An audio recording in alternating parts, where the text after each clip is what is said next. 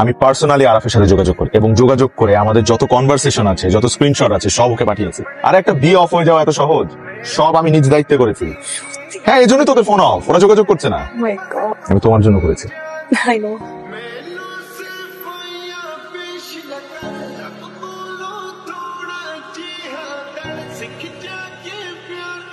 তোমাকে এখানে ডাকলাম, আর তোমাদের সম্পর্কটা আমি জানি। প্রথম দিন তোমাকে দেখেই আমার ডাউট হয়েছে, তোমরা আমাকে ফাঁকি দিতে পারোনি। কিন্তু ওর বাবা ভীষণ রাগী, জেদি মানুষ। আত্মীয় স্বজন সবাই জানে যে ওরু আর আরফের বিয়ে। এর মধ্যে যদি ওর বাবা জানতে পারেন, হয় তিনি নিজে মরবেন অথবা তিনি কাউকে মারবেন। আমি তোমার কাছে মা হয়ে দুইটা জিনিস ভিক্ষা চাইবো, দুইটা জিনিস। একটা হচ্ছে আমার ওরুকে তুমি ফিরিয়ে দাও, আর 2 নম্বর হচ্ছে ওরুর বাবার মান সম্মান, তার জীবন।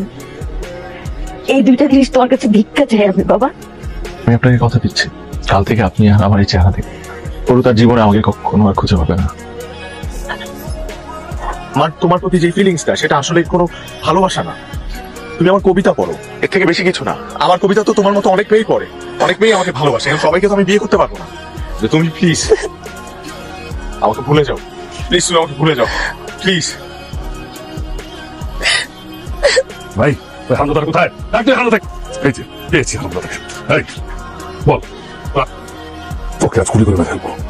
আরাফ বিয়ে ক্যান্সেল করেছে আজ থেকে 10 দিন আগে, কিন্তু তুই আমাদের কিছুই জানাস না। আসলে তুই কি উদ্দেশ্য এখানে এসেছিলি? আমি রাফিকে চলে যেতে বলেছিলাম তোর বাবার মান সম্মানের কথা ভেবে। তো যেহেতু রাফি তোর বাবার কাছে ধরা পড়েই গেছে, যা নির্দোষ ছেলেটাকে বাঁচা, পারলে তোর নিজের ভালোবাসার প্রমাণ দে। আপনি সময় নেই, তাড়াতাড়ি যা।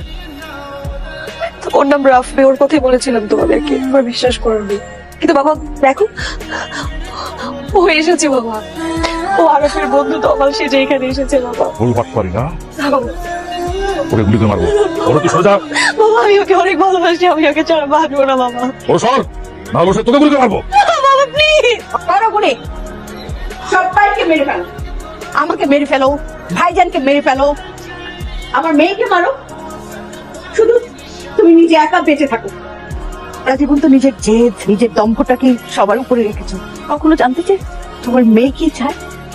তোমার মেয়ের সঙ্গে যে ছেলে বিয়ে ঠিক করেছিলে, তোমার মেয়ে সেই ছেলেকে ভালোবাসে না, ওরও ভালোবাসে রাফিকে।